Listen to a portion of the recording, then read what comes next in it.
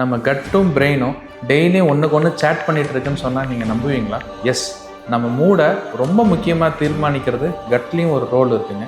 வாங்க பார்க்குறோம். நம்ம கட்டில் ட்ரில்லியன்ஸ் ஆஃப் குட் பாக்டீரியா உட்காந்துட்ருக்குங்க. இதை நம்ம கட் மைக்ரோபயோம்னு சொல்லுவோம். இவங்க கான்ஸ்டண்ட்டாக ஒரு வாட்ஸ்அப் மெசேஜ் மாதிரி பிரெயினுக்கு அனுப்பிட்டே இருப்பாங்க. நம்மளோட கட்டு எப்படிலாம் இருக்குங்கிறத பொறுத்து நம்மளோட சிக்னலிங்கும் மாறிட்டே இருக்கும். அதை பொறுத்து நம்ம மூடும் அமையும்.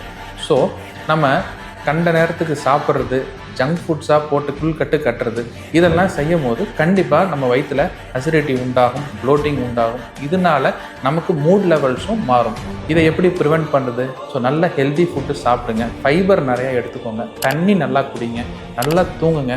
முக்கியமாக ஃபெர்மெண்டட் ஃபுட்ஸ், ஃபெர்மெண்டட் பேட்டரில் ஆன இட்லி, தோசை அந்த மாதிரி எடுத்துக்கலாம். கர்ட் நிறையா சேர்த்துக்கோங்க. இது எல்லாமே நம்ம கட் ஹெல்த்துக்கு ரொம்ப இம்பார்ட்டன்ட். என்றைக்காவது நீங்கள் மூடு லோவாக ஃபீல் பண்ணிங்கன்னா அது கட் ப்ராப்ளமாக கூட இருக்க வாய்ப்பு இருக்குங்க.